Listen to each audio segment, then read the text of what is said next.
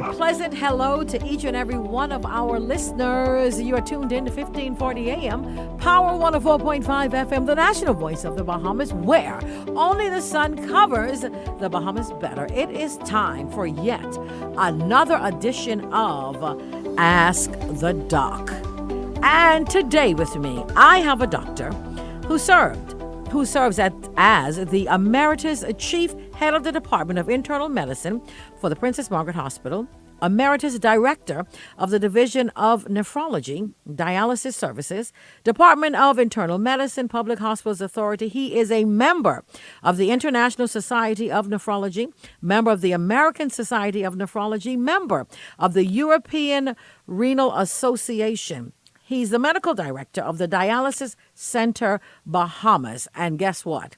With that being said, I'm sure everybody knows who I'm talking about. None other than well-renowned Dr. Adrian Sawyer. Dr. Sawyer, hello and welcome to the show. Thank you very much for that very kind introduction.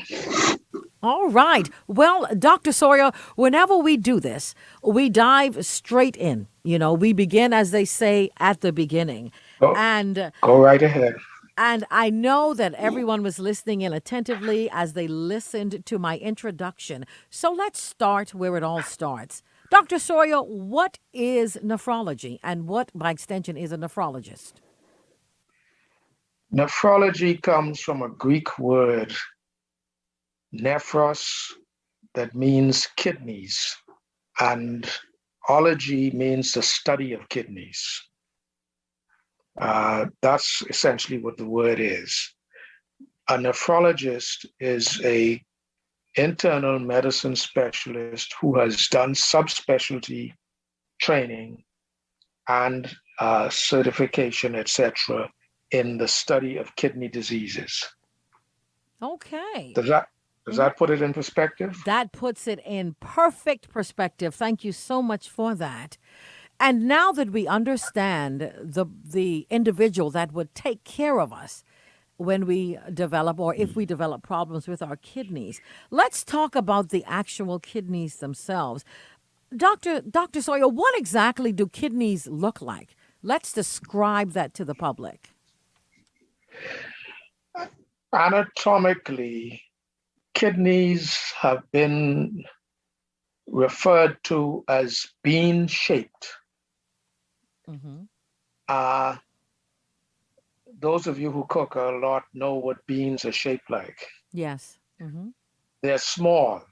However, your kidneys look like beans, but they're magnified to the size of in length, about 10 to 12 centimeters. Okay. Left and right. So that's, most people have normally two kidneys, one on the left, one on the right. About 1 in 500 persons are born with only one kidney. Wow. Yeah. And you don't find it out until you have to do kidney imaging studies, such as an X-ray study, a CT study, for other reasons. That being the case, they are only at risk for kidney failure if they have trauma or develop diabetes, high blood pressure, or some other kidney disease to that one remaining kidney. But otherwise, they can go on to a normal lifespan with one single kidney. Oh, wow. Now that we understand that about it, let's talk a little bit about the kidneys themselves. Dr. Adrian Sawyer, how do the kidneys work? What do they do? The major function of the kidneys, let's put it this way, about 20 to 25% of the heart output with blood goes to supply the kidneys. Wow. Okay. The major thing that they do is that they filter, they have structures called glomeruli in them, which are like sieving mechanisms in which the blood flows through at certain pressures, and the blood is filtered in terms of certain fluids removed, and as they pass through the kidneys, about, let's put it this way, about 180 liters per day of fluid goes to a normal kidney, both kidneys. Really? At the end of the day, wow, a person with normal kidneys will only, of that 180 liters, a person with normal kidney function will only pass 1.5 to 2 liters of urine per day. Okay. So the kidneys filter a whole side of blood, and as they filter it, in the tubules, they reabsorb and secrete different substances, different metabolic waste, etc. And that is how they function primarily. And the major assessment of kidney function has to do with something called filtration rates. There are equations that nephrologists use based on certain blood levels of certain substances to work out what your kidney stage of disease is, and your filtration rate. Okay. Now, the kidneys they don't only do filtration, they are the major source of a protein that is produced called erythropoietin that stimulates your bone marrow to produce red blood cells. They also have to do with vitamin D metabolism that helps with bone and mineral issues. And finally, they also are functioning in terms of metabolism of sugar, carbohydrates, fats, and proteins. So does that put it in perspective? Yes, it does, Dr. Sawyer. Thank you so much for that. You know, it's always good to have a really, really layman's term, good understanding of what it is that each part of our body does to make up the whole body and to keep the whole body healthy. And in keeping with that trend, we know that, you know, as we age, life will have it that our body deteriorates. How does the aging process affect our kidneys, or does it affect our kidneys? First, the aging process does affect your kidneys. Okay. If I may diverge here, kidney function is maximum at around the age of 30 to 35. If you measure the filtration rate, which is what is a major thing. After that, it falls slowly. If I tell you that the normal filtration rate that we call the estimated glomerular filtration rate for somebody who sounds as young as you are is about 120 mLs per minute. You're kind.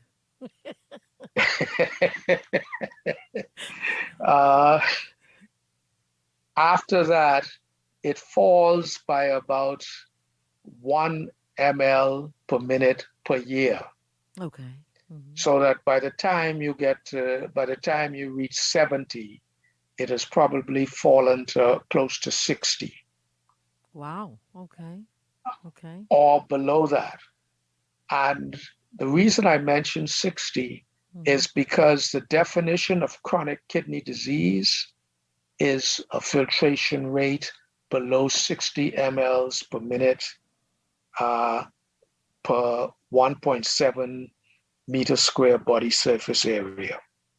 Okay. Now, so in fact, aging is a cause of kidney disease, of chronic kidney disease.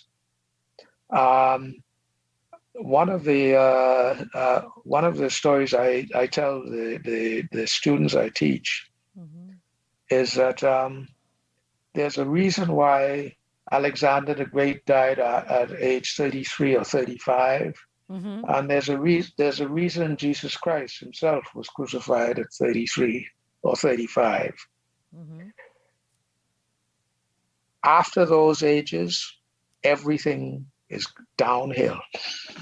Wow. Does does that put it in perspective? That- yes, it does. Most definitely.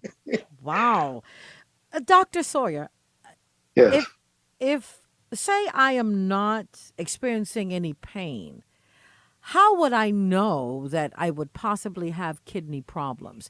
Is checking the kidneys something that I should do as it relates to my annual physical? Is there a test that, or what All right. prompts me to Let me put it in perspective. Okay. The first thing you should do Mm-hmm. is know if there's a family history in your parents or grandparents or your siblings Mm-hmm. of diabetes or high blood pressure. Okay. Mm-hmm. And um, there is also a familial disease called polycystic kidneys. Mm-hmm. There are some families that have that. Okay. That's the first thing you need to know about. And if you can identify any of those factors, then when you see your doctor, you need to point out to them that your concern, other than your concern, has to do with high blood pressure Mm-hmm. and diabetes primarily, Mm-hmm. Mm-hmm. because diabetes and high blood pressure together make up approximately 70% of the causes of kidney failure. Yes, I know diabetes was the reason behind my mother actually dying from as a result of complications with renal failure, and she hadn't even been on dialysis a very long time at the age of 61. So I am glad that you are stating that. I'm glad you're telling everyone that if you, of course, have diabetes and high blood pressure in your family, you need to let your doctors know so they can keep an eye on your kidneys. Wow.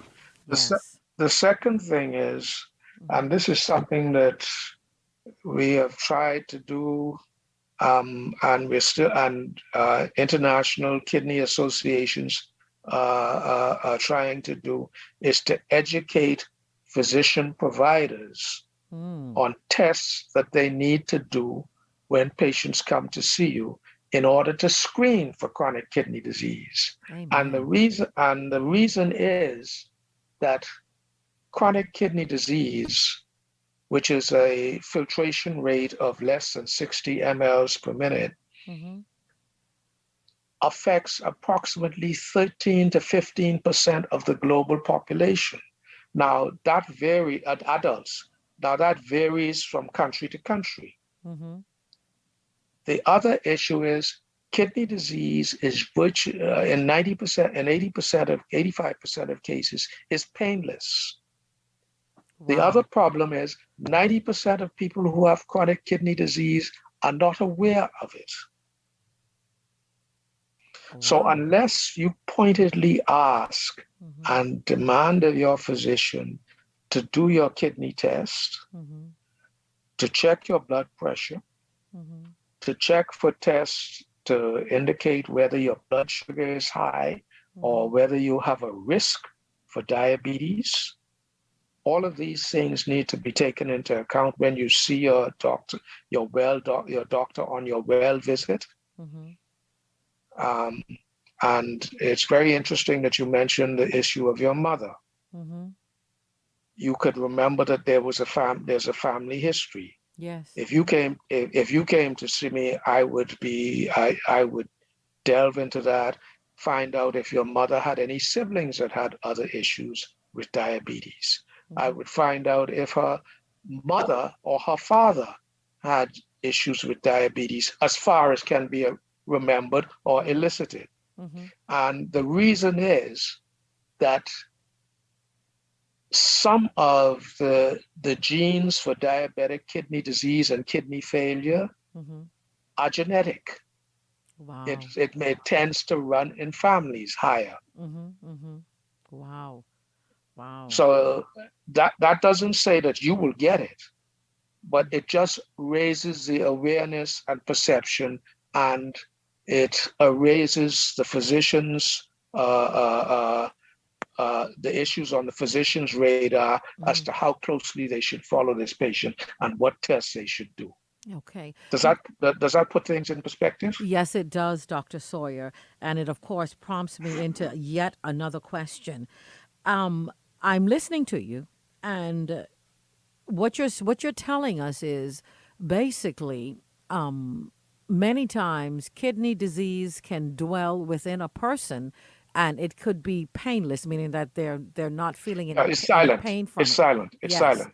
Are there? Unless you Mhm. have the only time kidney disease causes pain Okay. uh, is one if you have inflammation in the kidneys, Okay. which is not very common, accounts for less than 10%, Mm-hmm. Mm-hmm. um, or if you have kidney stones, and those tend to be Painful. Yeah. let's Mm-hmm. put it this way: that's the only time that a male will experience pain that is more severe than giving birth. Oh my goodness, that's severe. So are there Yeah. symptoms? I know that we're learning that a lot of times it's silent relative to pain, but are there any symptoms, anything that we can look for, any abnormalities? Un- Unfortunately, the Mm-hmm. symptoms are non-specific, and they do not come on until you reach stage 5, which is the stage at which you need to go on to dialysis or have a kidney transplant. Mm-hmm. And those symptoms are easy fatigue, Mm-hmm. shortness of breath in doing your daily activities, sometimes chest pain, which may indicate heart disease directed to it, lack of appetite, Mm-hmm. and quite often after you eat in the mornings, you feel nauseated. You may feel like vomiting, and this may go on for a time. Those are non-specific symptoms. Okay. But in somebody who has what we call stage 5 chronic kidney disease, Uh-huh. those are symptoms related to one, the fatigue is related most to what we call anemia, Mm-hmm. which means that your red blood cell count, those are the cells that carry oxygen to your tissues. Yes. Your Mm-hmm. red blood cell count is low. So that means not enough oxygen is being carried to your tissues, your heart, your brain, everywhere else. You feel fatigued, you get easily fatigued, etc. Mm-hmm. That is a sign of anemia. And that is due to the fact that the kidneys produce a protein I mentioned earlier called erythropoietin. Yes. When they're failing, they do not produce enough to stimulate the bone marrow to produce this protein that will stimulate red cell production. So that is the cause of your fatigue. Okay. Now, the issue of nausea and vomiting has to do with the fact that in kidney failure, the other major thing that the kidney does is to eliminate products of metabolism. Mm. And as kidneys fail, Mm-hmm. they no longer do that. And you build up what we call toxins. And Yes. they're a whole side of uremic toxins. Mm-hmm. And those are responsible for the other symptoms. Now, as you know, most of us, we hear it all the time. We try to make sure that we're intaking enough of it. Water. How important is water intake as it relates to keeping your kidneys healthy, and what amount should we be trying to make sure that we're intaking on a daily basis? Well, let me put it this way. everybody should take in approximately 2 to 2.5 liters of water a day, or fluids Okay. of any sort. Now, there is a perception that your intake of water flushes out your kidneys and gives you and helps preserve your kidney function. Mm-hmm. That is only important when it comes to people who are at risk for having stones. Really? Yeah. Oh, wow. Okay. And that is dead on, Dr. Sawyer, because many of us feel like, okay, drink lots of water, you got to flush your kidneys out. Wow. Now, water is good, but juices, um, and especially vegetable juices and this sort of thing will do the same thing. Okay. All All right. right. So we But can, you should take in approximately 2 to 2.5 liters of fluid a day. okay. Um, Hmm. it doesn't matter whether it's water or anything else. Sorry, except alcohol. Of course. Yes. Yeah. Sorry, Yes. except Please alcohol. put that disclaimer in there. The folks, Dr. Sawyer said fluids. Okay, so Yeah. just, all right, good stuff. Good stuff. Before we go to our break, I just want you to tackle this for me, our first break. Dr. Sawyer, we hear, the interaction of medications and that kind of thing. You're told not to take too much aspirin, don't take too much of this causes that, this can harm that. Which medications, and when I say that, like the usual stuff, your Right. acetaminophen and what, which, I'm glad you mentioned this because mm-hmm, all the medications you mentioned, except for acetaminophen or mm-hmm, Panadol or Tylenol, uh-huh, um, I shouldn't go into brand names, but Motrin, Aleve, and all those other drugs mm-hmm, for painkillers that people take, and even Voltaren tablets and this or the cream are classified as what we call non-steroidal analgesics. okay, Every, every non-steroidal analgesic has the potential to damage kidneys. So wow, if you have to use them very sparingly and only when you need them. If you have if you have clinical risk for kidney disease, you should not use them. You should use a product like acetaminophen or Tylenol and only sparingly. And after that, consult your doctor who will advise you as to what other groups of medications for pain relief you can reasonably safely take. wow. I'm glad I asked that question. Well, ladies and gentlemen, we have come to that point where we're going to take our first commercial break. You're tuned in to 1540 AM, Power 104.5 FM, the national voice of the Bahamas. The one and only Hope ShellyAnn is, of course, in your company, and I am in the company, some very good company today, Dr. Adrian Sawyer. We're going to take this break, and we will be right back.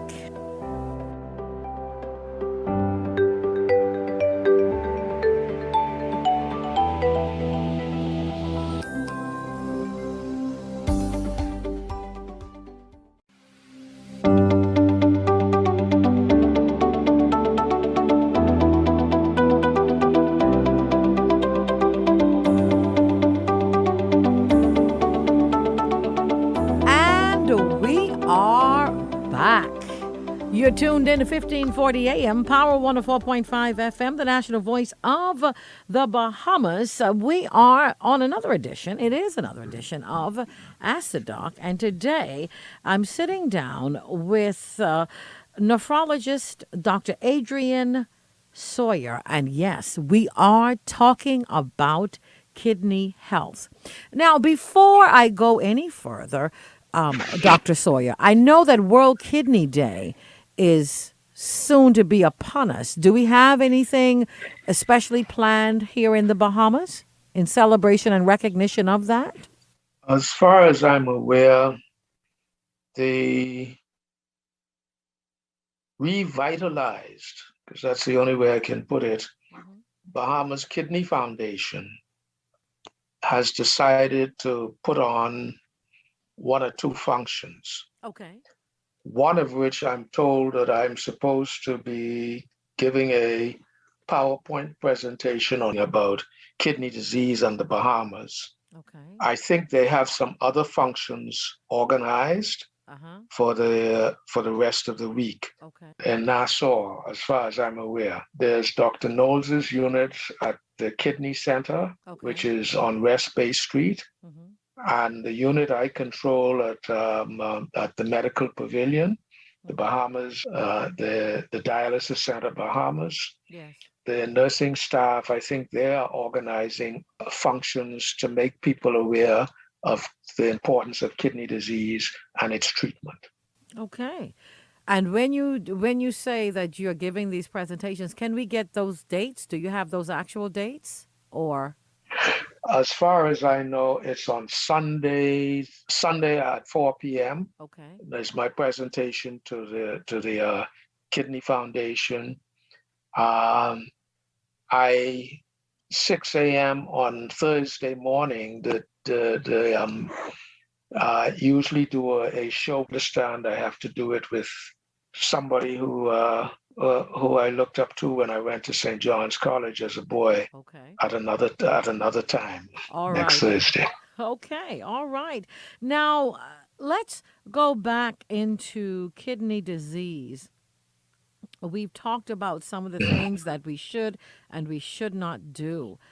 In trying to make sure that I'm cognizant and I'm conscious of the fact that I need to keep my kidneys healthy. Are there particular foods, Dr. Sawyer, that I should put into my diet, on a regular basis? Yes, I can tell you there are 2 or 3 issues related to this. Okay. The first thing is every Bahamian needs to reduce the amount of salt intake in their food. My late colleague, Dr. John Lunn, and Marvin Moser, and the late Marvin Moser, in the late 60s, did studies here that indicated that in the Bahamas, and one of the northern Scandinavian countries had the highest intake of salt in the world. Wow. That seemed to correlate with the prevalence of high blood pressure. All right? There are subsequent studies that have looked at salt intake all over the world, and there is a correlation with a higher incidence of high blood pressure if your salt intake is high. However, it's not that simple. High salt intake with low potassium intake increases your risk of developing high blood pressure. If you're normal and your intake of potassium is high, now fruits and vegetables are high in potassium. Yeah, I know. Generally speaking. Yeah, bananas especially, right? Yeah. Precisely, yes. Okay. So if if your intake of potassium is higher and your intake of salt is lower, then in fact you reduce your risk of developing high blood pressure.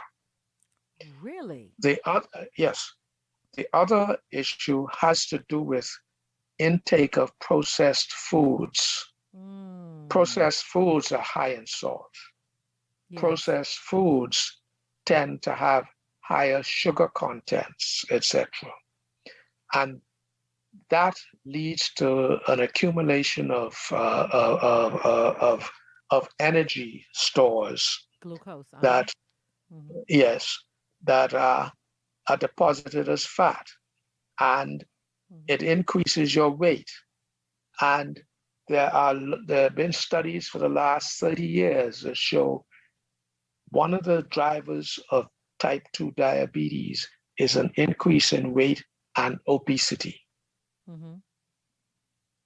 Wow. So, of course, part of it is due to the fact that people don't exercise as much as they should. Mm-hmm. And there's the issue of fast foods being available, etc., Mm-hmm. that drives this. The convenience and of it. precisely. Mm-hmm. So in terms of diet, reduce your salt, increase your potassium, stop taking in these fast foods with high salt,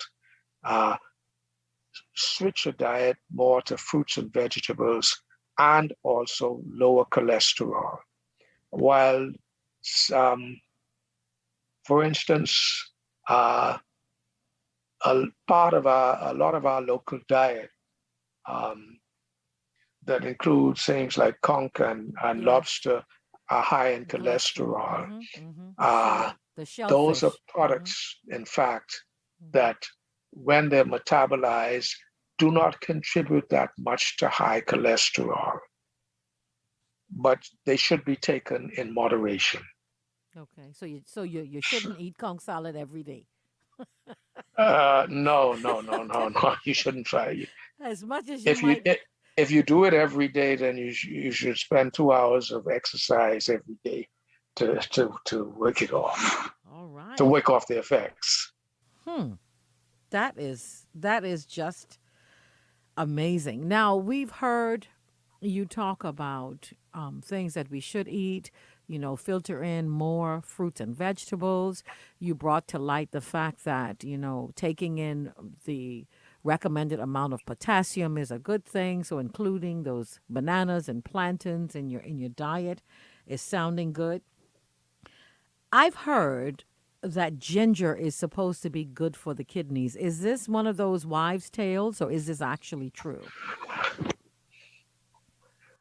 Let me put it this way. I saw that. I have never come across it professionally. Mm-hmm.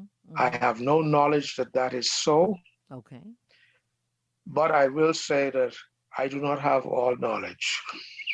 Okay. But I am not aware that it has any effect on kidney disease. And in spinning off from that, are there any natural remedies that we can use, things that we can implement into our diet to help us to maintain healthy kidneys? Anything that we do that you can think of? Other than what I've mentioned Mm-hmm. on a general level, Mm-hmm. I am not aware that there's anything specific, Okay. except Mm-hmm. when you get to the final stages of chronic kidney disease, Mm-hmm. then you need to reduce potassium and salt intake. But Mm-hmm. then you should be doing that from the potassium intake needs to be reduced because there's a issue with impaired kidneys excreting potassium, and a high potassium can kill you. Mm-hmm. Mm-hmm. But that's the only difference in terms of when you're normal as to when you get to stage 5 kidney disease and dialysis. Now, we know, Dr. Sawyer, and we are aware, of course, as we age, we might be limited as to the type of exercise. Is there any specific type of exercise that is kind of geared towards? Aerobic exercise is best. Okay, okay. Wow. I mean, of course, supplemented with lightweight training. Okay. Um, but you should not. Let's put it this way: Mm-hmm. the other extreme, in which people lift weights and take creatine supplements and this sort of thing, um, those create a problem with muscle mass, and Mm-hmm. they create a problem with when you use these equations to estimate kidney function, Mm-hmm. because uh, the the most used marker is a substance called creatinine. Yes. Creatinine is a breakdown substance of muscle mass. Mm-hmm. So if you have an increased muscle mass, then of course you will have a higher creatinine that will perhaps falsely indicate your kidney disease is worse than it is. Okay. Now, as we talk about, Dr. Adrian Sawyer, as we talk about kidney disease, is there one specific type? Is there many different forms? There are many forms. Okay.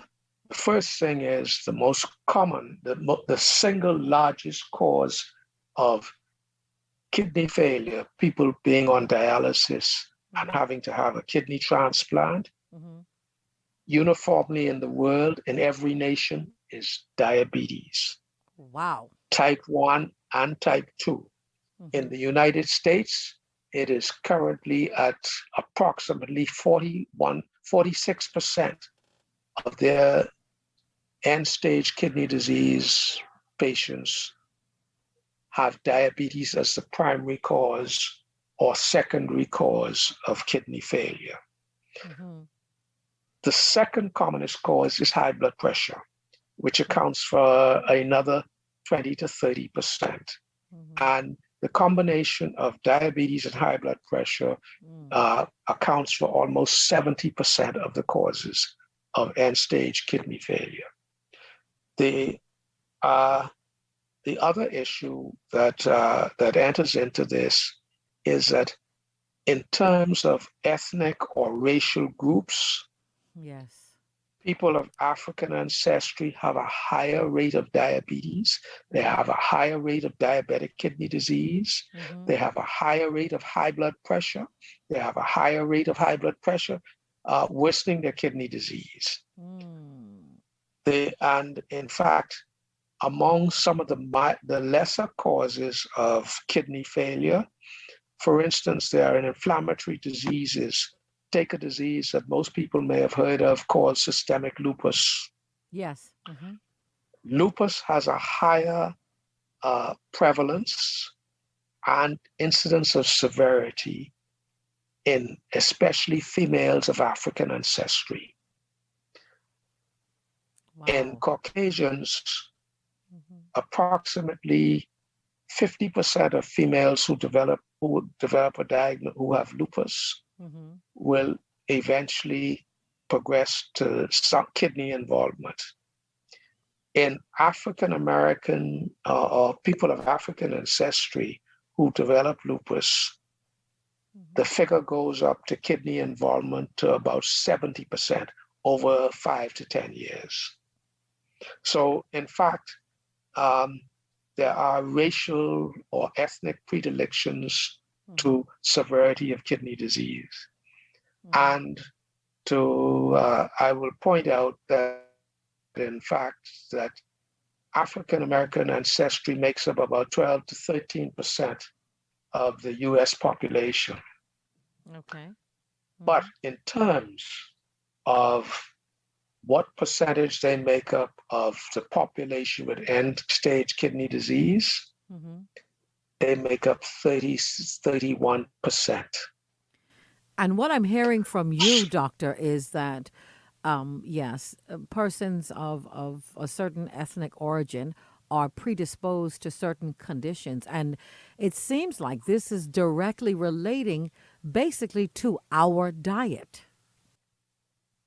No, their genes. It's their genes. One of the things that have emerged over the last since 2000, when they did the Human Genome Project, yes, is that they are now looking at populations who have predilections for certain diseases, and they're looking at genetic I won't say abnormalities, or genetic markers that seem to occur more frequently in them.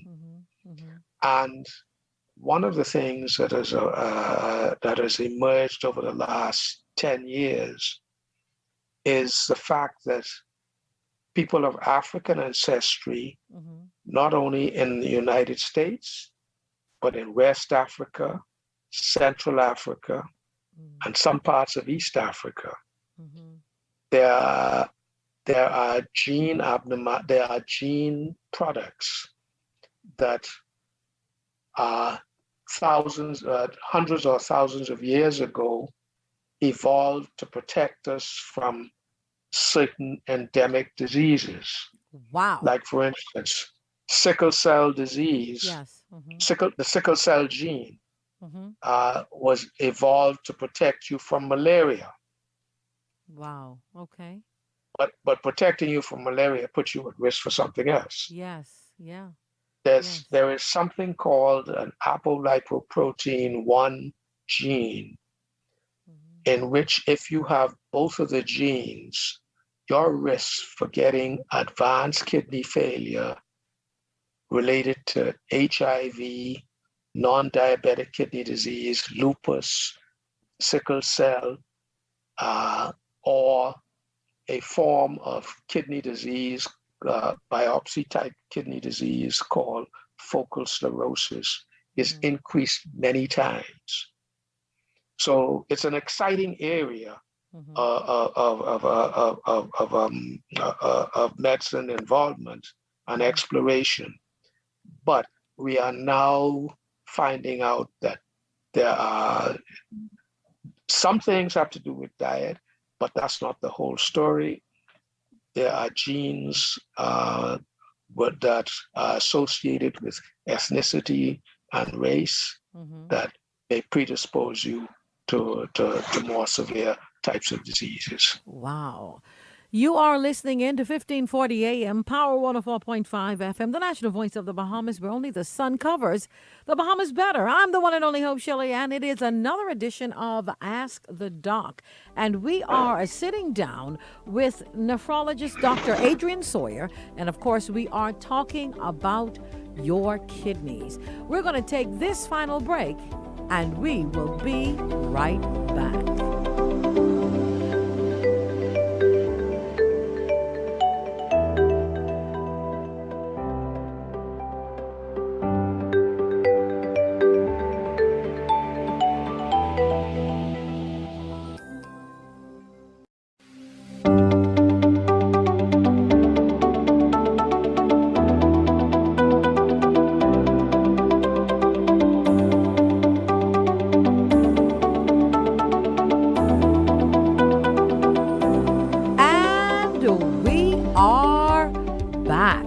Dr. Adrian Sawyer, you have filtered in so much information. I mean, you've dispelled with some of the myths. You've encouraged us to eat certain foods. We are understanding better how we can keep our kidneys as healthy for as long as we can keep them healthy. I do want to ask you this. When someone is diagnosed with kidney failure, when the doctor gives you that news, what are some of the questions that you should ask, as the person receiving this news? What are some of the things that you should discuss with your nephrologist or with your doctor at that time? Well, first you want to know how did it come about? What is the cause of it? Second, why is it I only found out about it now? What could have been done earlier if I had been aware? And 4, what is life going to be like from now on? And the issues I have to deal with and change. And finally, and this is quite important, because the cost of dialysis and transplantation and people being on these treatments are so high. Yes. How is that going to affect my life, my family, etc.? Those are the questions that need to be addressed. Wow. Yes. Because as we know, illnesses can literally wipe you out financially. Wow. I know about it. Some years ago, I had a patient who was an entrepreneur, fairly well heeled financially, and ended up with his having kidney failure. Had to go on to dialysis. Of course, his insurance that had covered him ended up being exhausted. Yes. I have seen a millionaire reduced to penury as a result of the cost of treatment for dialysis and transplant. So these are important. This is an important aspect that people need to know about. We have covered, a gamut of things. We've gone over um, things that would be in the minds of many that are listening in. But of course, you are the expert. Dr. Adrian Sawyer, at this point in the show, I now want to open it to an area or two that we may not have covered. What can you think of as far as information that you need to get out to the Bahamian public? We have persons listening in from every family island, as well as, of course, the capital. What would you tell them right now? First thing I would tell them is find out what your family history is for high blood pressure and diabetes. Okay. Find out what's your, and if you cannot get a diagnosis, find out if your father or grandfather or mother or grandmother Mm-hmm. sort of died at an early age. Mm-hmm. If Mm-hmm. it was something that sounded like she had a stroke, or was it something that sounded like they had a heart attack? That means that you may not know the diagnosis, Mm-hmm. but it is something that you tell your primary care physician that would give a hint that there may be a family predisposition to risk of heart attacks or heart disease or even kidney disease. That would be the first thing. The Okay. second thing is, and of course, there's a difficulty in terms of, I think the only term I can use for it, but we all understand family disjointedness. Yes. Comprende? Yes, of course. Yes, we do. No, Mm-hmm. no, but it's a small society. Mm-hmm. Mm-hmm. But there is such a thing. But establish what family history is. Mm-hmm. Establish what you can do to try and prevent it. And the major issue is to adopt a healthy lifestyle. Say it again, Doc. Exercise, Say it again, Doc. weight loss. Eating right. Mm-hmm. Do not progress to obesity. Mm-hmm. I keep telling people, and when I went to high school, and I won't tell you when, but the current prime minister was 2 years behind me in high school. If we had 5 or half a dozen people who were fat, that was a lot in that school. Mm-hmm. Mm-hmm. I can believe At you. 3 p.m. at any day, now the schools are open. Look at the kids coming out of school. Mm. They are fat and obese, which means that they are going to be in future the expanding number of patients who develop diabetes, who develop high blood pressure, Yes. who will die from cardiovascular disease such as strokes, heart attacks, heart failure, and kidney failure. Wow. We need to